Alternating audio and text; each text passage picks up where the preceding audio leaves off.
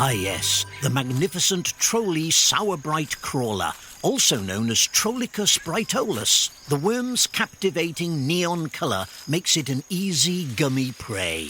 Trolley! It's a surprisingly sour, invitingly chewy, staggeringly snackable species unlike anything else found on this planet. Eat me! Delicious. Visit Trolley.com to shop now. Trolley, eat me! This is the sound of your ride home with Dad after he caught you vaping.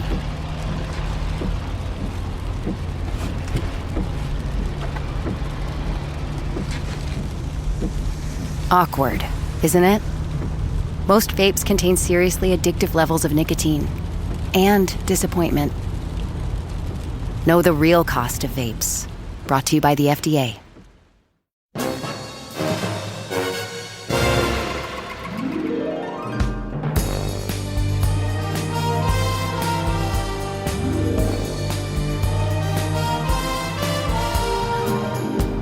A man of intrigue, he lives for the thrill. Hey, Matt. Oh, hey. We're back after what feels like such a long break for us recording wise because of a very exciting tour that you were doing. I know. Well, I saw you in Wilmington, Delaware, and we had a lovely conversation in the vestibule of a venue. But since other than that, it feels like it's been a long time since we've recorded anything. It has been, but here we are, finally back in our normal recording space, staring at each other through a computer. Feels good.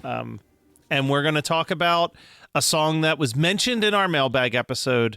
I appreciate people suggesting that we make sure we covered this, but also, how dare you? In how what dare world you are we assume... not covering Spy Hard, guys? It's actually kind of cool because, we mentioned when we did Headline News how that was an anomaly. That was a one-off song that was not anywhere else. It was a non-album single. This is not exactly a non-album single, but it kind of is. And there's going to be a lot more of these. It's funny, like the beginning of his career has very little of this. And then as the career goes on, we're going to get more and more like just one-off tracks like this. Yeah, it's definitely unique. It's interesting. I mean, this is kind of a tough one to pinpoint. So let me dive into a bunch of the weird history about this song real fast. Yes. Right? So this is the theme song to the movie Spy Hard. It was released as the B-side on the Gump single, which I find interesting. And then it was later released as its own single. As you were saying, it never appeared on any of his studio albums, but it is on the Medium Rarities disc of that Squeezebox box set. Yes. Now, this is the thing that kind of confused me a little bit. So I'm going to read this very lengthy chunk of text. So please... bear with me. Yes. But the opening title sequence of the actual film Spy Hard is a pastiche of title sequences of James Bond films, specifically 1965's Thunderball, complete with multiple colored backgrounds, silhouetting figures, and wavy text. The song itself was a pastiche of the songs used during James Bond title sequences, complete with an orchestra and spy-themed lyrics. There was an urban legend that stated during the recording of the theme song to Thunderball, Tom Jones held his final note long enough that he passed out. In this film, Al holds it long enough for his head to explode. Originally, Al Yankovic planned to loop the note to the required length, but in the studio, he discovered he could hold the note long enough that no looping was required, which I read that fact before I sat down and listened to the song. And that blows my mind how long he holds that note. It is a long, long time. Yeah. It's psychotic. He, I assume they wrote it first, obviously, around that idea, because that big, like, final sort of fanfare as he's holding that note is just already there. So he got to the studio, and it must have just been like, well, we got to hold it until we get to the very, very end. Yeah. And, I mean, a great singer... I shouldn't say it's just a great singer thing, but it's like a technique, where you can just maintain that breath and hold it for as steady for as long as you possibly can. I mean, it's very impressive. It's unwavering. Like, it's not even like, I feel no, like it's if rock you were, solid. Yeah, if you or I tried to hold a note that long, we could maybe do it, but our heads would explode. It would be the same end result. Our heads would explode. It would explode sooner. That, but also that throughout it, you would know when our head was going to explode because the note would start to like go, ah! Like you're just like time. losing that tone. Here's the No, other and- part that's. Oh yeah, Well, there's I was one gonna other say part I just- want to bring up. But Yeah, go ahead. You for go it. first. You go first. No, you go. You go. We're on this topic. Go. Fine. Just the breath thing. You know, for years, one of the, not to jump ahead too much, but for live shows, one of the songs that fans have been asking for a very long time that Al has never done is "Hardware Store," which he noted was like the bridge middle section of that song is just unperformable live.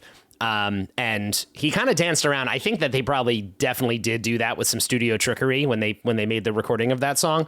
This is further proof that Al, I mean, there's no judgment of Al not being able to sing enough notes in an amount of time, because boy, does he hold this for a very, very long time. I don't know. I feel like we're going to get Hardware Very, Store. very long. I feel like Hardware Store is coming.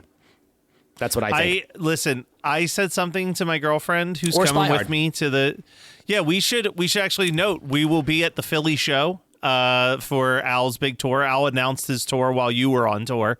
That's right. Trying to steal the spotlight from me again. Always. So we weren't able to every do time. a tour announcement reaction episode, but our good friends Dave and Ethan have a fantastic 90-minute like speculation of like what you may or may not see in that tour, which I have something I got to tell you that blew my mind.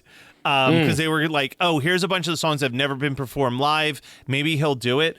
And I was looking at a list of songs that have never been performed live by Weird Al Yankovic, and it ties back to Yes. this perfectly. He has never performed This Is the Life live, ever. I know. That's I know. insane to me.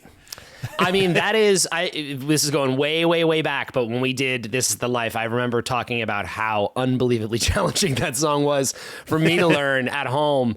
There's a lot happening in that track and a billion instruments all playing at once.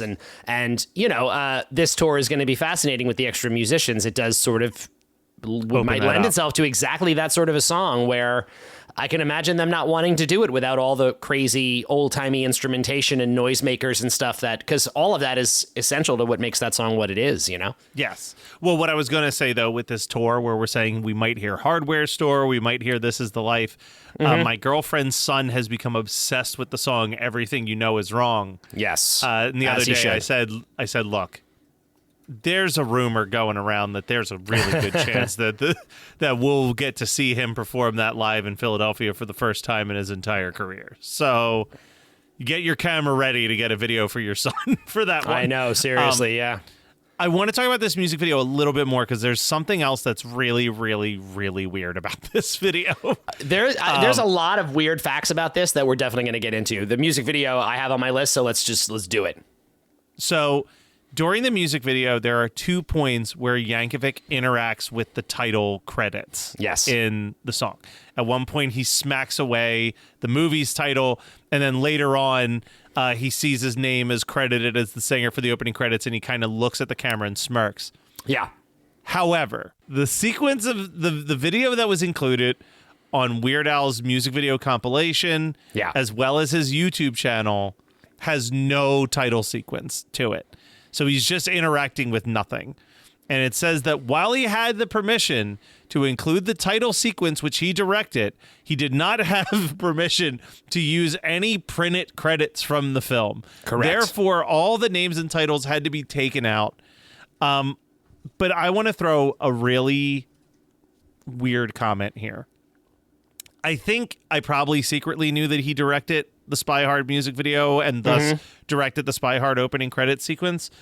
And I don't know if you've watched Spy Hard in the last like 15 years or so. I watched but, Spy Hard for this episode, Matt Kelly. Well, I then I watched got the to tell whole you, movie. I think that that's why the opening credits are the funniest part of the entire movie. Because I think that Al's opening credits pastiche is a funnier parody of James Bond movies than almost anything in the actual movie Spy Hard. Oh boy. Okay, so we are definitely we going to won't- talk about. We have to we'll talk about talk- the film a little bit.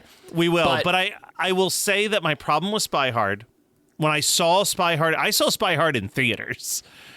My problem with I Spy might have Hard, to actually. I can't Yeah. remember, but I might have. Spy Hard, I think is kind of in this era of directors not knowing what Leslie Nielsen's strength is. And to me, Leslie Nielsen's strength has always been that stone cold face saying absurd lines, not in on the joke. Airplane. Yeah, Airplane. the Naked Gun movies, like the Yeah. Zuckers really knew how to work him into a film. It is so funny because, not to interrupt you, but in Yeah. Airplane, he is known for being like the funniest person in that movie, and he's a straight man. If you watch that movie, like he almost every line he delivers is so straight. So sincere. Yeah. He's setting up more punchlines than delivering them. That's how good a comedian he is. He knows. I had heard that years ago. I'm not a comic, obviously, but I love that world. And I remember hearing forever ago that like the straight man is always the most underappreciated and seems like they're doing the most work, even when it doesn't always necessarily seem that way. But like Yeah. with the exception of, I would say Dracula Dead and Loving It, which I have such a soft spot for, the late 90s Leslie Nielsen, there was so many films where they wanted him to be too in on the joke in it and like playing up too much of the bit instead of being the, as you said, the straight man in the circumstance. And I feel like Spy Hard is not the worst one. There is a film called 2001: A Space Oddity, which is borderline an unwatchable movie. But Spy Hard, I just think there are so many more. My memory of it was that there were so many more jokes that failed than jokes that succeeded. And I think that same year, a year later, Wrongfully Accused came out, which I just think is a much better Leslie Nielsen mugging to the camera 90s comedy for him. But okay, you have it fresh in your head. What is your thoughts on Spy Hard now that you've watched it again? It is not good. It is not good. And it's a shame because, again, I'm with you. I also, adore so many of Leslie Nielsen's roles and such great kid memories too of those because they're so funny. Although hilarious. As I got older, I rewatched Airplane and I was like, wow, this is not suitable for children at all. No. I must have seen a TV version of that movie as a kid and I thought it was hilarious because of how slapstick it is, but there's all kinds of crazy nudity and drugs and all sorts of stuff in that movie that I completely forgot about. Yeah, I mean, talking about later Leslie Nielsen, I also feel the need to mention, this is a deep reference, but he was also in a movie from 2008. It was one of the last movies he was in called An American Carol. That is a conservative spoof movie of Michael Moore movies.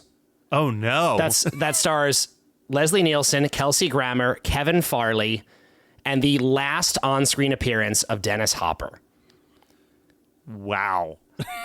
Ladies and gentlemen, please do not take what I'm saying as a suggestion to watch this movie. Don't do it. Don't do it. Don't do it. Don't do it. But my point being that at the end, you're right, people didn't know what to do with him. I actually would make the argument for Spy Hard that it is completely, it's just, the writing is so bad.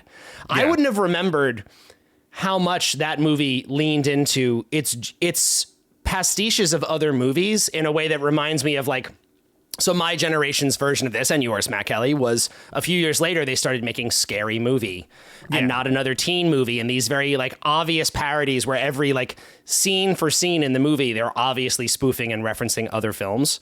Yeah. And I would not have remembered that Spy Hard contains full-blown parodies of like Home Alone, Pulp Fiction, Sister Act, Jurassic Park, Apollo 13.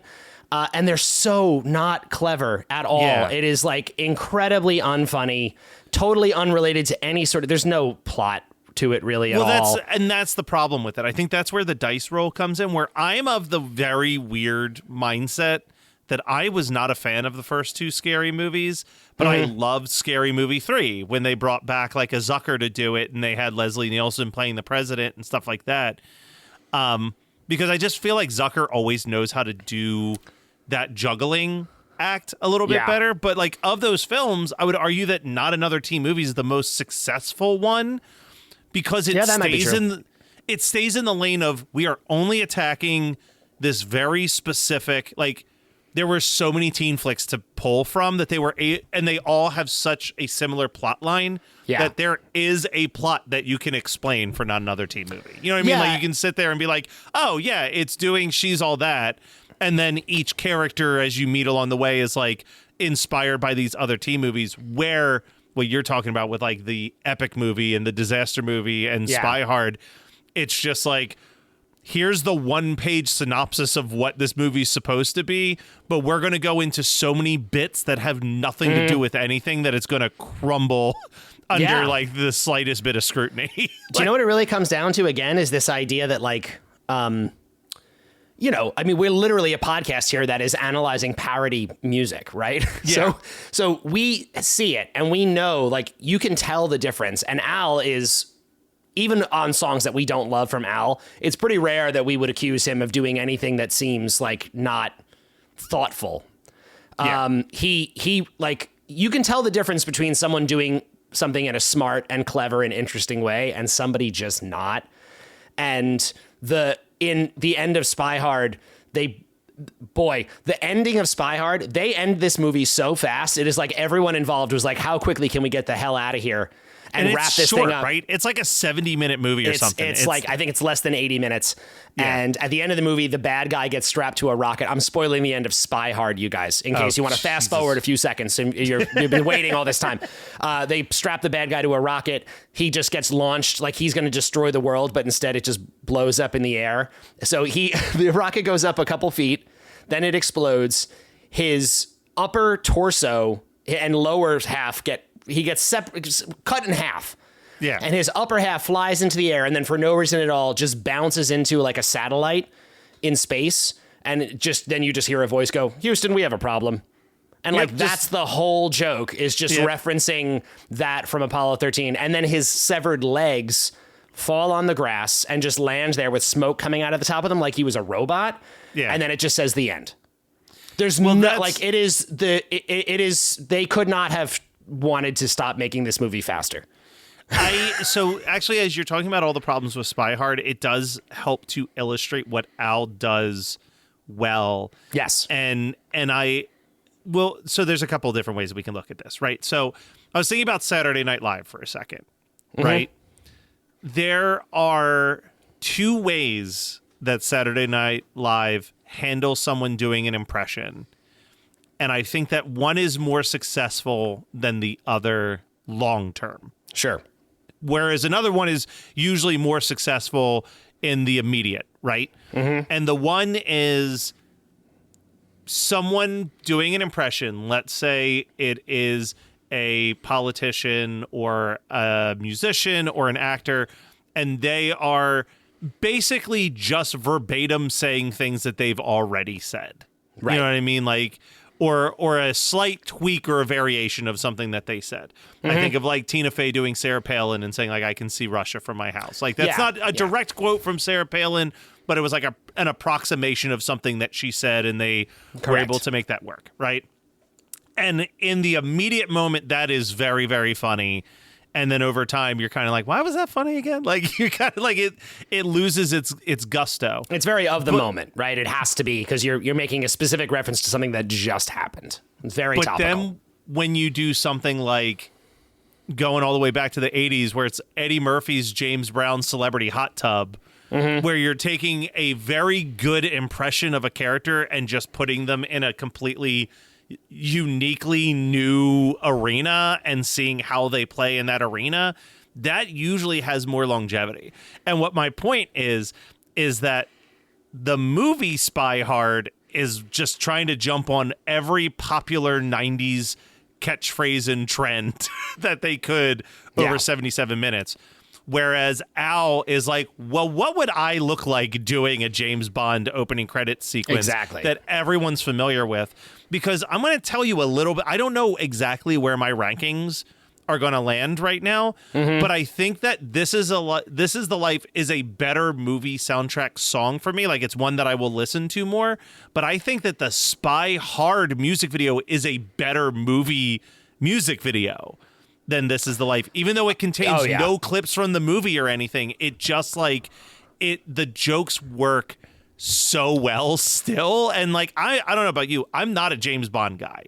Like, I've tried, I've watched so many of them, and I'm just like, this is just not for me. Like, but he nails those. Like, if you've even seen 3 James Bond opening credit sequences, every bit of this video is a home run for you, because it really captures the absurdity that every one of them had, whether it was a 60s James Bond movie up until about Casino Royale, where they started to take it seriously. Right. Where it was just so bizarre and weird. And it was this weird pastiche that, like, every one of these movies for, 3 to 4 decades had to have this unique opening credits borderline music video with this big song sung by the biggest artist that they could get their hands on. I mean, they still pretty much do exactly that. I mean, again, they've changed, like, the movies have gotten a little bit more self-serious, but it hasn't changed. I mean, they're getting, Billie Eilish and Adele did one, like they go for the big people, even on the more recent ones. Yeah, no, I mean, I agree with you. I feel like, I mean, to be honest, like, this is the life. If Johnny Dangerously didn't come out and Al just put out This Is the Life, no one would think twice about that. And actually, you know what? If Al put this on a record and just called it like a James Bond theme pastiche, I think that actually could have sat on a record, and it would have been odd. It would have been an interesting choice for him, but it wouldn't have been totally out of character. Matt, it works. did you in terms watch of all the I was going to ask, did you watch the closing credits of Spy Hard to hear the lyric change? I did. So hang on, because there's a lot of, this is a funny one. Now I have a few notes here. And because I found odd discrepancies and stuff, like depending on where you look online, I'm finding contradictory information about certain things, which I rarely find with Al. And I have to assume that at least part of it is rooted in the fact that this song and just the movie Spy Hard is just not something people care about very much. I have to assume that's the reason why, because it's rare that I see this, right? Okay, so first of all, there actually was, this music video seems like it was completely cursed, because there's the version from the credits, that's the based on the opening credits of the song with the mermaid silhouettes in the background and the title sequence, and they removed the title from it because the studio would not let him include the title cards. Super weird, whatever. Apparently, there was a different issue, and I can't tell where this happened, if this was globally or just in a certain area, but there's another version of this video that is now not considered, because there's an official video that Al posted, and that's the one you're talking about with the colored backgrounds. Al is there singing the song. It's from the beginning of the movie. And that's the one that I would see on like VH1 and the box when Spy Hard was in theaters. Like, this video did play on television once in a while. There is another version of the video that has that removed, and instead is a more traditional Al singing the song, and it occasionally cuts to him and his head singing it like you see in the other video. With clips from the movie interspliced throughout the whole thing. And on the Ask Al page on his website, he answers a question about this, and they say, like, what happened with the thing? And they asked if he made the video. Yeah. And Al's response is, well, it was kind of done by me, but Disney made me make so many changes that I wound up not being very happy at all with it. Just to name one lame thing, they made me take out all footage of the silhouetted women swimming in the background because they were deathly afraid of getting in trouble with the James Bond people. In case you didn't know, the opening titles are a direct rip from the James Bond movie Thunderball. Why Disney had a problem with it in the music video but not in the movie is one of those executive logic things that I will never understand. Yeah, no, that's fucking weird. So there's a video with only the silhouetted people and no reference to the movie. And then there's another video with only references to the movie and none of the silhouetted people. And I can't figure out why these two different versions existed, how they screened. I had never seen, like you, I had only ever seen the one with the stripped down version of the opening credits of the movie. Yes. And that's the official video that I think we need to talk about for ranking and stuff. Yeah. But I mean, this just seems like this was a legal mess for him. Everything about it seems like it was just a nightmare situation. Hey, it's me, the Quenchies. I'm that late afternoon craving you just can't shake. Wait, what's that? Welch's Grape Aid? No! Made with real fruit and no added sugar, nothing answers the call of the Quenchies like Grape Aid. Got the Quenchies? Grab a Grape Aid in your juice aisle. ABC Wednesdays. Y'all complain all day. We want books. We want paper towels in the classroom. Bet you want raises, too. I'm still waiting on the paper towels. Abbott Elementary returns with a new season. We asked the district for more after-school programs. They gave us $50 for class pets instead. Critics cheer. Abbott Elementary continues to be one of the funniest and most beloved shows on TV. What y'all doing out there? Taking bribes. Proud of y'all. Abbott Elementary, Wednesdays, 9:30, 8:30 Central on ABC and stream on Hulu.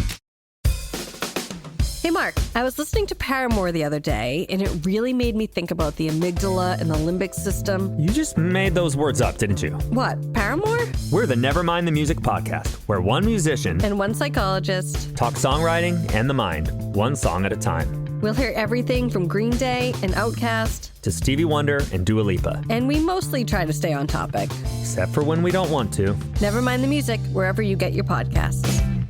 You are correct. In the closing credits of the song, the closing credits version of the song, instead of saying, this movie is Spy Hard, it's the theme from Spy Hard, it switches to you were watching Spy Hard, that was Spy Hard. That version has apparently never been released commercially. It's just a slight lyric change. That's fun. But speaking of the credits and speaking of discrepancies, another interesting discrepancy that I found.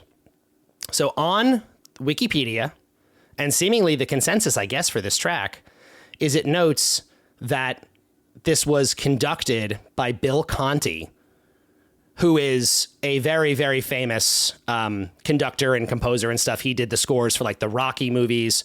Funny enough, he did the scores for every Rocky movie, all of the original Rocky movies, except Rocky IV, which is the one that Scotti Brothers released, which had the James Brown track on it that we talked about that led to living with a hernia. That's super weird. But so it says Bill Conti there. But then if you watch the movie, in the closing credits, opening title sequence, and it says second unit director for title sequence, Al Yankovic. So Al did direct that opening sequence. Yeah. Then it says music conducted by Jimmy Haskell. And then music arranged and orchestrated by Steve J. Oh. So I don't know. Well, wait, I assume that the movie credits are right. I was saying, what was the name that you said the movie credits say? The movie credits say that it was arranged and orchestrated by Steve J. and conducted by Jimmy Haskell, Haskell. Okay, so that is the name of another person.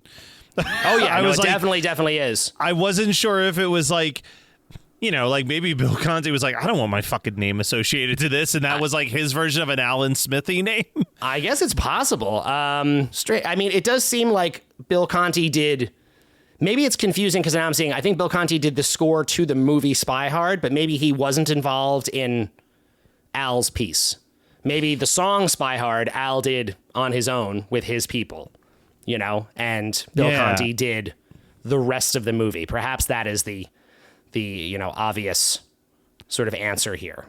This is, I don't know, because unless I'm on the wrong person's Wikipedia page and there's another, this is for Jimmy Haskell. Jimmy Haskell? Who is listed as an American composer and arranger for motion pictures and a wide variety of popular artists. And he has a whole selected filmography list. And it shows that his last film that he did a musical score for was in 1989. So it just gets more and more confusing the more that that it's. I don't discussed. know. I'm going to assume, and I'm giving a lot of credit to the crack team at Spy Hard to the crack Enterprises. team involved in making the credits for Spy Hard. But I'm going to assume that the credits are right, which would indicate that actually Steve J, Weird Al, and Jimmy Haskell made this sequence, and not Bill Conti, who is a legend and certainly could have done it, I'm sure, but does not seem like that was him. Here, okay, so I am now on IMDb. If Dave and Ethan were here, they would know the answer to this question. I'm on IMDb. There are 15 people listed for the music department of Spy Hard, which is insane. That's very impressive. And it contains both Bill Conti as conductor, and then it has Jamie Haskell as the title sequence music conductor, and as you said, Steve J as the orchestrator for the title sequence. So I'm going to lean towards the assumption that there was a little bit of confusion and that Jimmy did the title sequence song Spy Hard and that Bill Conti did the actual rest of the movie score. The rest of the movie. That is my guess. I am very glad we worked this out because I was worried. It was very, very stressful. And then now this is back to the movie a little bit, but this is fascinating. Okay. So the guy who directed this movie, Spy Hard, his name is Rick Friedberg. Okay. Rick Friedberg has not done much. And I'm going to check right now. He directed 2 Leslie Nielsen movies. 1983's Off the Wall, which I have not seen. Okay. I'm sorry, that's not. I apologize. I said that was Leslie Nielsen. It's actually not Leslie Nielsen. It's stars Paul Sorvino. Yeah, it's older. Is he part of the team that's done all of those bad ones? So no, he's not part of any team because he has not done well enough to. Okay. Off the Wall, 1983, apparently did not do very well, and then he comes back in 1996, and he is the director, writer, and producer of Spy Hard. Okay. After Spy Hard, presumably he winds up in movie jail and does not direct another feature-length film, at least as best I can tell. There is nowhere on the internet I can find that backs this claim up except for Weird Al's website. And on Weird Al's website, he specifically notes that the reason why he got involved with this movie was because this movie had a ghost director. And that ghost director was Savage Steve Holland. No, I refuse. I mean, I know that he's saying on his website. I've watched so many Savage Steve Holland movies. Spy Hard is no Better Off Dead or Crazy Summer. I am. Yeah. I mean, from Al's mouth. Yes. He got involved in this movie because Savage Steve Holland was ghost directing it and invited him on board. There is nowhere else I can find that has that connects Savage Steve Holland to this movie in absolutely any way other than Ask Al. That is just, I'm fascinated by that. For those of you who don't know, Steve Holland made the movie Better Off Dead. He worked on the show Eek the Cat. You know, he's done a lot of pretty notable and successful film and television over the years, including some really beloved comedy. So, I don't know. All right, so remember when I said, wait, is he related to, or is he the guy from? Here's what I can tell you. Great. So Rick Friedberg, you're correct. Not much going on with Rick Friedberg. His son, however, is Jason Friedberg, and him and his best friend Aaron Seltzer made quite a name for themselves after Spy Hard when they wrote Scary Movie, Date Movie, Epic Movie, Meet the Spartans, Disaster Movie, Vampires Suck, The Starving Games, wow, and all of those bad parody films. So I also found here on the Wikipedia for Spy Hard allegations of studio interference. So I'm going to read this out loud. There we go. Yes. We'll see if they mention Savage Steve Holland here, but it says, in the decade since its release, Rick Friedberg has spoken at length about how unhappy he was with the movie, alleging that rampant interference on the part of Disney led to an evisceration of the final product. Disagreements between the filmmaker and the studios started during the casting process. Friedberg envisioned the villain as an international type of James Bond villain. With the description in mind, he suggested Patrick Stewart would be a great casting. Disney executives were unreceptive, firing back sarcastically, "What do you think this is, the British Royal Theatre Club? Cast a TV star." A major point of contention during the production of Spy Hard was Spy Hard's target audience. Disney insisted that Spy Hard would appeal to a wide demographic as possible with a specific emphasis on children, while Friedberg maintained that their core demographic was males in their early to late teens and was forced to cut and rewrite entire set pieces if Disney deemed them too sophisticated for a young audience. Late in the production, with film one day behind schedule, Friedberg claims that Disney removed him as director and hired a replacement to conduct all of the reshoots. So that may be where Savage Steve Holland comes in. Now unofficially working in a consultant capacity, Friedberg was simply sent dailies of all of the reshoots that he said looked terrible. The final editing occurred without Friedberg's involvement at all. Following the advice of Naked Gun co-writer Jim Abrams, Disney was determined to bring Spy Hard in at a lean 84-minute running time. And then I love this. which it says the running time of Spy Hard's eventual theatrical release before the closing credits roll was 77 minutes. In a 2002 interview, when asked about his favorite moment or scene from the film, he said, "I don't think that there's a single one. I can't watch it. It's a painful movie to me, and I can't when I see what was altered and what was cut from the film." So I'm going to assume that what happened was that they were filming this movie. The studio didn't like that they had this nobody father of the writer in the director's seat, looked for any opportunity they could to boot him. So the second they were a day behind schedule, said, "Sorry, you're off the film." Maybe brought in Savage Steve Holland, and Savage Steve Holland, looking at Behind what the he had to scenes, work quietly, with, maybe was like, "Let me call my buddy Al to at least try to salvage this with a banger opening credit song or something." Yes, exactly. I have a feeling exactly. Al was the last part of this movie. It seems like that might have been the case. Shot. Yes, Yeah. and you know what? It a little bit worked because, we talked about it at the beginning. I'm pretty sure I did see this in the theater, or at the very least, I watched it the moment I could, and it was entirely because of Al. I mean, there was no other, that was why I was watching this movie. So that was a smart play. But, we don't know enough to fully throw him under the bus, but it does seem like maybe Rick Friedberg dropped the ball a little bit on this, and a few people came in to try to put something together at the end. I mean, who knows? I don't know. But it sounds like Friedberg's version of events matches what Al said he was dealing with just doing the video. True. So I would say that I wouldn't put any of the blame on Friedberg. I would put all of the blame on the executives behind the scenes on that the studio? Just did not know what this was. You know what? That might be true. That might be true. Yeah. Well, anyway, if you want to have the experience of how long 77 minutes can possibly feel, I recommend that you watch Spy Hard. Have you tried and Spy Hard? Be blown away at how unbelievably slow this movie goes. It's crazy. Let me ask you a question as we're starting to get to the latter half of this episode, because boy, did I not think we were going to go over 30 minutes for Spy Hard. We got so much to talk about. But yet here we are.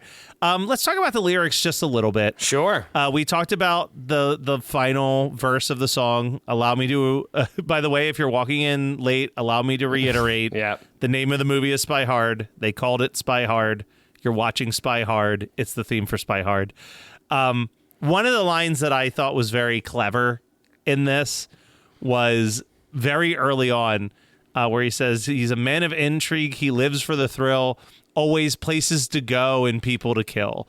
Great line. Which is, a great play on, I got places to go, people to see. It's like a nice little play on that. Were there any other lyrics in this song, though, that jumped out at you? I don't think that this is my favorite lyrical Al song, but there are still some good bits here. I actually think this is a solid, I agree. It's not my favorite either, but there's some really solid, plays on these, very typical, following that. Danger is the game he plays and he holds every card. It walks this line of trying to be very, very cool. Yeah. And then also being dorky. He holds every card because if you want to win, you got to spy hard. A man of the world, so suave and discreet, he trips over the women piled up at his feet. But evil's lurking, so he's always on guard.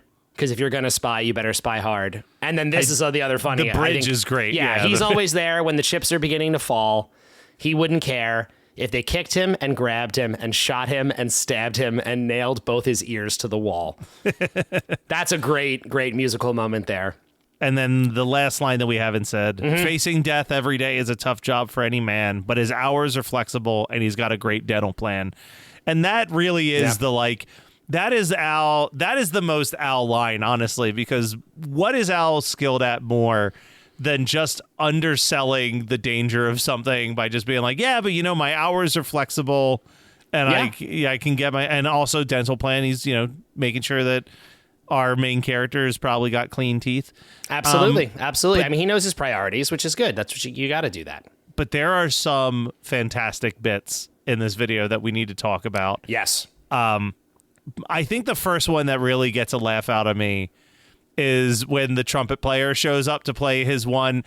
Every one of these James Bond themes has this one wah, wah, sound from the trumpet, and he does this while they're doing the girls' silhouettes underwater, and bubbles start coming out of the trumpet as if he is also underwater with everybody. Exactly, yeah. He's playing the trumpet underwater, so it's just all these air bubbles. There's also a moment where one of the mermaid silhouette characters swims by and is obviously farting as they go and just bubbles everywhere. Yeah.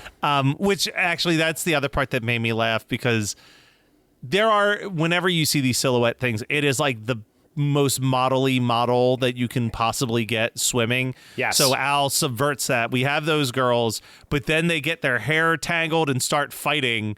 And then it kind of pans, and then the next bit is the least typical Bond girl bodies, like much larger actresses doing the swimming, which is also just phenomenal. Then we start maybe getting Al. There's one like of someone who looks like it might be Al, just doing crazy flips and flailing like their arms and legs through the water. There's a bit towards the very end where it's back to the normal Bond girls, and they're doing these little flips in the side, and then, like you said, possibly Al. This one just kind of scurries up down the middle, and like the strangest frantic moves. Hilarious. There's a scene where there's a bunch of non-water items just floating around like alarm clocks. There's a hand saw, a baby. He's really just having fun with whatever silhouette jokes he can get in there. And then just before his head explodes, and like a full Scanner style, like the amount of gore from this head explosion is insane.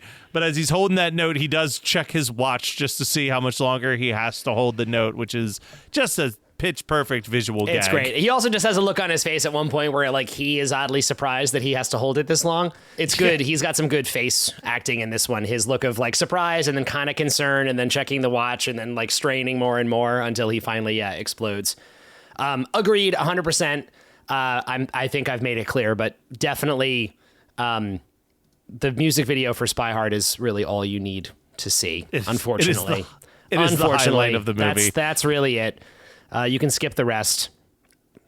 Where do we want to rank this, though, in our originals? I think I found my spot, because you know that I do love the... I'm never revisiting this song, really. I'm never sad when I'm listening to it, but it's not one that I'm seeking. And since doing this show, I've really developed a love for a lot of the self-titled originals, and those I have revisited. So I wanted to put it... It's basically just below the last song that I feel like I revisit often from Al, which is I'll Be Mellow When I'm Dead. So I have it sandwiched between I'll Be Mellow When I'm Dead and just above Harvey the Wonder Hamster is where I'm dropping Spy Hard. So kind of still towards the bottom, but, you know, not a terrible location. It's not like I have it down in the bottom 5 or anything. You know, I think that maybe, because I will say, I don't think, I agree with your sentiment completely. And I think that it's not bad, but it's also not, you know, prior to when I did the playthrough, when I did the live stream and I played bass on all these songs, I did this song on that as like a non-album track. And up until that point, I don't think I had heard this song since the movie came out. You know what I mean? Because there's really it's just not available. It's not anywhere. It's also not particularly catchy in the sense of like I listened to it this morning and I really only remember how the final verse goes. You know what I mean? Like I remember the like da da da da da, but the rest of it's just like I don't really. There's not like a melody that's stuck in my head. The song serves a really, really great purpose and function within the movie. And as an opening credits theme, it's great. As a standalone song, I don't think it's particularly memorable or interesting. It is also, I think I might be even more negatively biased because I just watched this stupid ass movie. And so Which, keep in mind, you mentioned that you were thinking about doing that, and I said to you, I don't think that's necessary. You did say, you don't have to do that, and I was like, I am committed to this show. I just want to make the record show that of my life. No, you did. I didn't you force did. this. The record is clear. Matt Kelly told me that was not necessary. I did it anyway, and I regret it. No, I don't really regret it, but. I'm actually putting this very, very close to the bottom, and I'm going to put it second to last, just above Buckingham Blues and just below Such a Groovy Guy. And honestly, it's a combination of the weird placement within this movie. I mean, we're going to talk about the music video momentarily, but even the music video feels cursed. It's like the video is missing 2 of the sight gags that add to it. Yeah. and that's not Al's fault. None of this is Al's fault. Yeah. All this ranking, none of it is Al's fault. This just seems like a cursed project. Kind of, I mean, not unlike This Is the Life, although again, that I felt like just stands alone more strongly than this one does. No, I think that's fair. So I know that I think that this is a better video than This Is the Life. Mm-hmm. The only thing I'm hung up on, so I definitively know, as I'm looking at my music video list, that I want this above This Is the Life. I also know that there's no world where I'm putting this above 1 More Minute. So I have to decide between where this lands amongst Living with a Hernia and I Love Rocky Road. And I think I'm just going to put it directly above This Is the Life and under Living with a Hernia. I think that is the placement for me. It's so funny that, because again, this I raises don't know. an interesting question for you, because you have This Is the Life way higher on your list. I mean, it's like low middle at this point, but yeah, no, I definitely liked the This Is the Life video a lot more than you did, and I still do. And I still, thank you to the Harvey the Wonder Hamster music video for making this not, because this might have also been a dead bottom for me. And again, I it's not even the opening credit sequence to the movie, I actually think is just the best possible version of this. And that's the part that is just not available unless you watch this stupid movie. It's killing me. I am putting it, again, second to last, in between Harvey the Wonder Hamster and Money for Nothing Beverly Hillbillies. I considered putting it above Money for Nothing, but I don't even feel like I can do that in good conscience. And again, I think it works. I think it's great. I just think this is a studio muck up in every possible way. And so it's not just not something I'm gonna revisit much. Well, Matt, for the next 6 weeks, we're not talking about any songs from Weird Al Yankovic. This was our last song for a while. 6 weeks, because Al had a Disney Channel TV special that we got to talk about. Yeah, and then that's true. For the month of November, we're almost entirely dedicating that episode to the Weird Al Show, Al's Saturday morning cartoon that he had for 1 season off the popularity of Bad Hair Day and Amish Paradise. And then we're going to do a mailbag on Black Friday, the day after Thanksgiving. We'll get a mailbag in. But then, starting in December, we will finally tackle another beloved Al album of Running with Scissors. I'm just telling you all of this now so that you're prepared and that you're not blowing us up being like, when are you going to get to Saga Begins? We'll get there. In a way. Calm down. In a way, a different saga is about to begin. And you know what? Listen, man.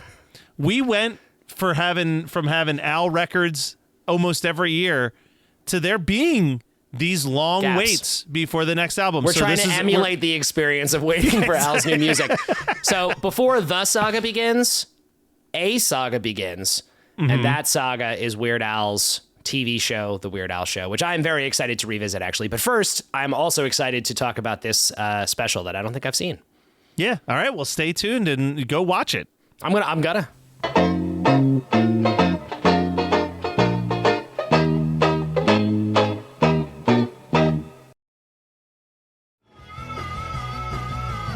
You're listening to the Geekscape Network.